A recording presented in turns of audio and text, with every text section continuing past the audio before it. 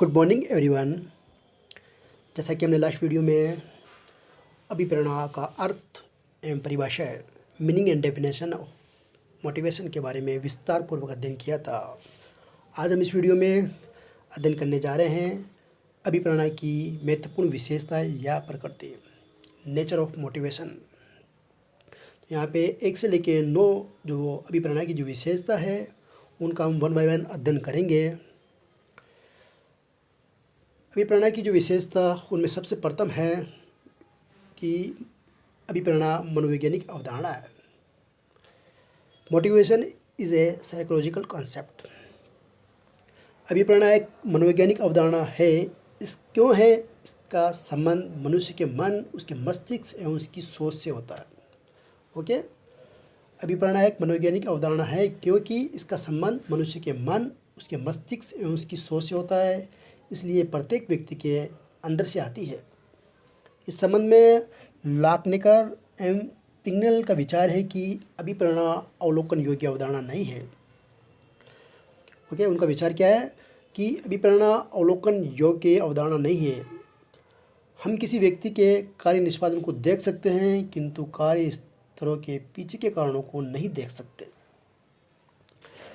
Motivation is a psychological concept since it is related with the heart, the mind and his thinking. Hence, motivation emerges only internally in any person. तो इस प्रकार हमने जाना कि अभिप्रेरणा मनोवैज्ञानिक अवधारणा है। अब सेकंड विशेषता है अभिप्रेरणा की, वह है एक प्रक्रिया, है प्रोसेस। अब यहाँ पे प्रक्रिया सतत प्रक्रिया भी है, कंटिन्यूस प्रोसेस भी है अभिप्रेरणा, और उसके अलावा जटिल एवं गतिशील प्रक्रिया भी है, कॉम्प्लेक्स एंड डायनामिक प्रोसेस भी है। तो सबसे पहले हम देखते हैं कि सतत प्रक्रिया कैसे है, कंटिन्यूस प्रोसेस, क्योंकि ये सदैव चलती रहती है। जब तक संस्था अस्तित्व में रहती है और उसमें कार्यरत व्यक्तियों से कार्य करवाने की आवश्यकता होती है तो ये प्रक्रिया चलती रहती है। ओके, इसके अंतर्गत क्या होता है कि एक सदैव चलती रहती है जब तक संस्था अस्तित्व में रहती है। ओके, और उसमें कार्यरत व्यक्तियों से कार्य करवाने की आवश्यकता होती है, तब तक ये चलती रहती है।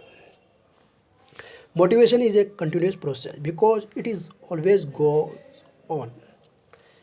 This process goes on till the institution is in existence and need persists for getting the work done from the person working in it. अब ये एक जटिल एवं गतिशील प्रक्रिया है, कॉम्प्लेक्स एंड डायनेमिक प्रोसेस। क्यों है? क्योंकि इसका संबंध मानवीय आवश्यकता, इच्छाओं, रुचियों तथा मानवीय व्यवहारों से है, जो स्वयं अत्यंत परिवर्तनशील एवं जटिल है।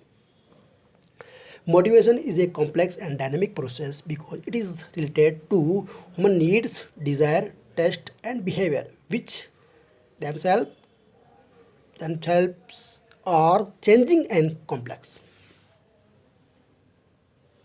नेक्स्ट है ये तीसरी जो विशेषता है उसकी अभिप्रेरणा की, वह है कि एक विधि है। ये एक विधि है, इट इज़ द मेथड। अभिप्रेरणा एक विधि है जिसके द्वारा एक संस्था में कार्यरत मानव शक्ति की भावना, संवेगों या आवश्यकता आदि का अध्ययन कर उन्हें संतुष्ट करने का प्रयास किया जाता है। अब क्यों किया जाता है? क्योंकि संस्था के लक्ष्यों की प्राप्ति हेतु लगन, निष्ठा, रुचि से के साथ कार्य करने के लिए प्रेरित किया जाता है। ओके, मेन जो पर्पज है, मेन जो उद्देश्य है, संस्था के जो लक्ष्य की प्राप्ति हेतु लगन, निष्ठा एवं रुचि के साथ कार्य करने के लिए प्रेरित किया जा सके। It is a method. Motivation is the method through which effort is made to satisfy the manpower working in organization by studying its feelings, momentums, impulses and needs, etc., so that the worker may be motivated to work with higher degree of dedication, faithfulness and interest for achieving the goals of the organisation. अब next है आवश्यकता की संतुष्टि, satisfaction of the needs. यहाँ पे मानवीय आवश्यकता अनंत है। ओके, मानवीय आवश्यकता क्या है? अनंत है। मानवीय ह्यूमन नीड्स आर एंडलेस। अब हमने ये क्या है? अनंत है। इसके अलावा एक व्यक्ति अपनी इन आवश्यकताओं को संतुष्ट करने के लिए किसी कार्य को करने हेतु प्रेरित होता है। अतः इसको संतुष्ट करना, व्यक्तियों में कार्य करने की इच्छा उत्पन्न करना, क्या है? संतुष्ट करने के साथ साथ व्यक्तियों में कार्य करने की इच्छा उत्पन्न करना, उन्हें बनाए रखना, उसमें वृद्धि करने के लिए आवश्यक है। इसके अलावा प्रबंधक इन आवश्यकताओं की पूर्ति करने के लिए अभिप्रेरणा को काम में लेता है। तो हमने जाना कि मानवीय आवश्यकता अनंत है। एक व्यक्ति अपनी इन आवश्यकताओं को संतुष्ट करने के लिए किसी कार्य को करने हेतु प्रेरित होता है। अतः उनको संतुष्ट करना, व्यक्तियों में कार्य करने की इच्छा उत्पन्न करना, उन्हें बनाए रखना और उनमें वृद्धि करने के लिए आवश्यक है। क्या आवश्यक है? मोटिवेशन आवश्यक है। प्रबंधक इन आवश्यकताओं की पूर्ति के लिए अभिप्रेरणा को काम में लेता है। तो यहाँ पे satisfaction of need, human needs are endless. It is for satisfying these needs that a person get used to do some work। Okay, अब नेक्स्ट है निष्पादन से संबंधित, रिलेटेड विथ परफॉर्मेंस। अभिप्रेरणा की प्रक्रिया आवश्यकता पर आधारित विचारधाराओं के अनुसार निष्पादन में महत्वपूर्ण चर वेरिएबल है। इसलिए निष्पादन के आधार पर व्यक्ति को पुरस्कार प्राप्त होते हैं। जिन संगठनों में लोगों के निष्पादन स्तर को ध्यान में रखते हुए पुरस्कार प्रदान नहीं किए जाते हैं, उस संगठन में अभिप्रेरणा विधियों एवं कार्यक्रमों का प्रभाव कम हो जाता है। तो इसका अंतर्गत यह है कि अभिप्रेरणा की प्रक्रिया क्या है? अभिप्रेरणा की प्रक्रिया आवश्यकता पर आधारित विचारधाराओं के अनुसार निष्पादन एक महत्वपूर्ण चर वेरिएबल है। इसलिए निष्पादन के आधार पर व्यक्ति को पुरस्कार प्राप्त होते हैं। क्या होते हैं? व्यक्ति को पुरस्कार प्राप्त होते हैं। जिस संगठनों में लोगों के निष्पादन स्तर को ध्यान में रखते हुए पुरस्कार प्रदान नहीं किए जाते, ये इम्पोर्टेंट है कि संगठन में लोगों के निष्पादन स्तर को ध्यान में रखते हुए पुरस्कार प्रदान नहीं किए जा सकते, उन संगठनों में अभिप्रेरणा विधियों या कार्यक्रमों का प्रभाव कम हो जाता है। तो यहाँ पे ध्यान रखना है, related with performance according to the theories based on the process need of motivation. Performance is an important variable. That is why the person get rewards on the basis of performance. Next है लक्ष्य प्रधान व्यवहार, गोल oriented behaviour. इसके अंतर्गत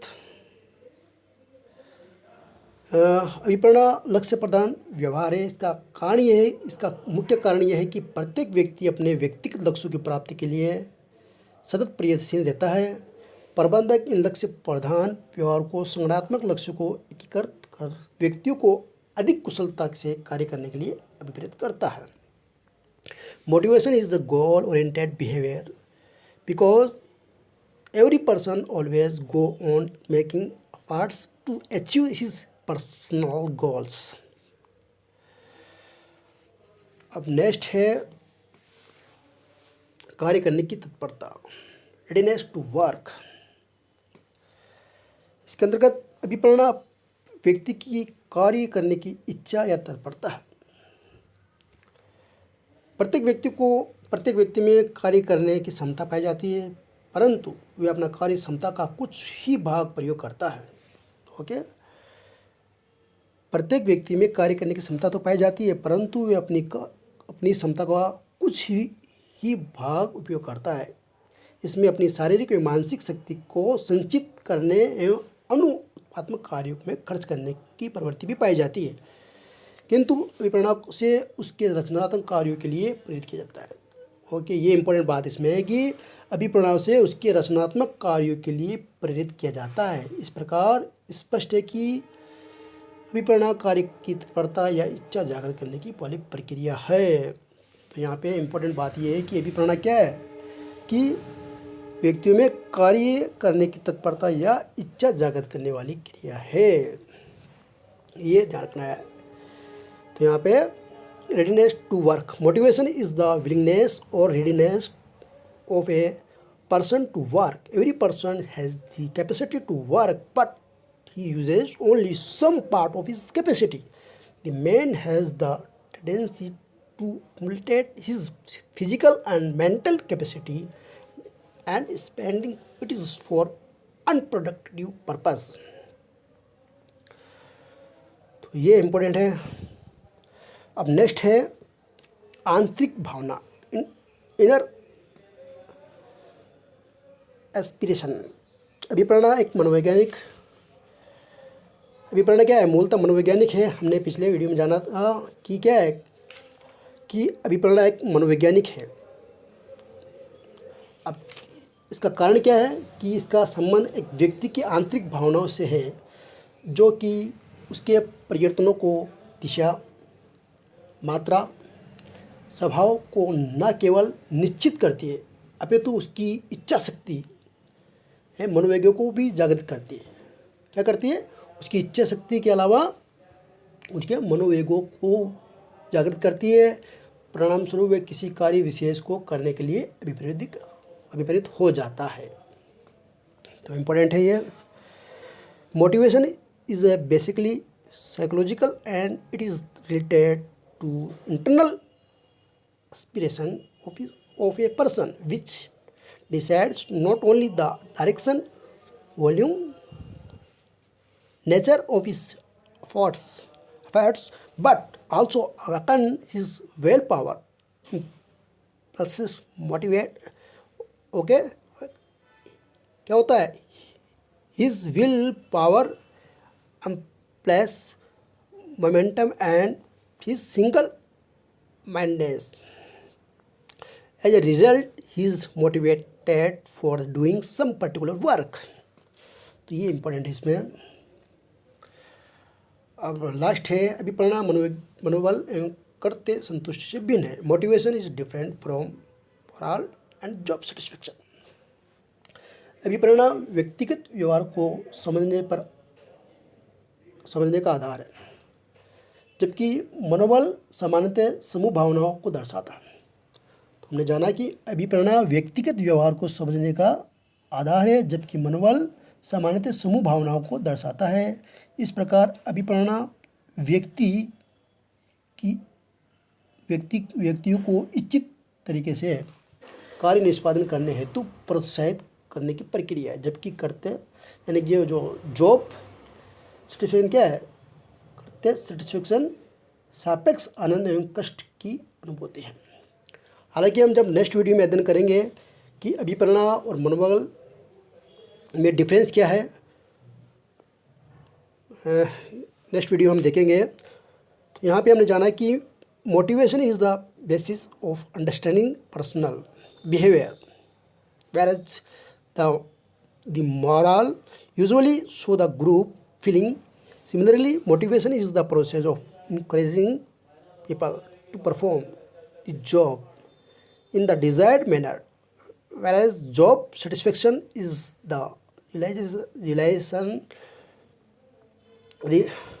realization or relative pleasure or pain. क्या है? Relative pleasure और pen. अब यहाँ पे मोटिवेशन या अभिप्रेरणा के जो उद्देश्य है उनके बारे में हम प्रकाश डालते हैं। तो अभिप्रेरणा के उद्देश्य कौन कौन से हो सकते हैं, तो यहाँ पे जो महत्वपूर्ण उद्देश्य है उनका हम देखते हैं कि अभिप्रेरणा का जो पहला उद्देश्य है विभिन्न प्रेरक हेतुओं को खोज करना एवं प्रस्तुत करना, to search and present various motivating interests. Next है कर्मचारी का स्वाभाविक सहयोग प्राप्त करना, कर्मचारियों का स्वैच्छिक सहयोग प्राप्त करना। क्या है? कर्मचारियों का स्वैच्छिक सहयोग प्राप्त करना, to obtain voluntary cooperation of the employees. Next है कर्मचारी की विभिन्न आवश्यकताओं की पूर्ति में सहयोग करना, to obtain voluntary cooperation of the employees. To provide cooperation in fulfilment of various needs of the employees. फिर है नेक्स्ट कर्मचारी विकास की दिशाओं का निर्धारण करना, to determine the direction of development of the employees. फिर लास्ट है कार्य का स्वस्थ एवं अनुकूल वातावरण बनाए रखना, to maintain healthy and favourable atmosphere of work. तो इस प्रकार हमने जाना कि अभिप्राय के विशेषता, इसके अलावा अभिप्राय के जो महत्वपूर्ण उद्देश्य हैं, ऑब्जेक्टिव, और उसके बारे में हमने जाना। Thank you.